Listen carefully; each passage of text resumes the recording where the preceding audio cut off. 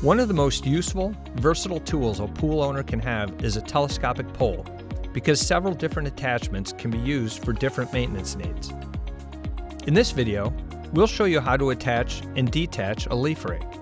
This item is designed to collect large debris located in the middle and deep areas of the pool. The heavy-duty stitching on the bag can safely hold sharp and heavy items like twigs and rocks. The rake edge can scrape or move items off the floor so you can easily catch them in the bag. To attach, slide the rake stem into the pole so that the pins are aligned with the holes located on each side of the pole. The leaf rake will lock into place with a click sound. To remove the rake, push in both pins and slide the stem out. When not in use, allow the bag to dry and store it against a flat surface to prevent stretching or holes. And that's how you use a leaf rake with a pole.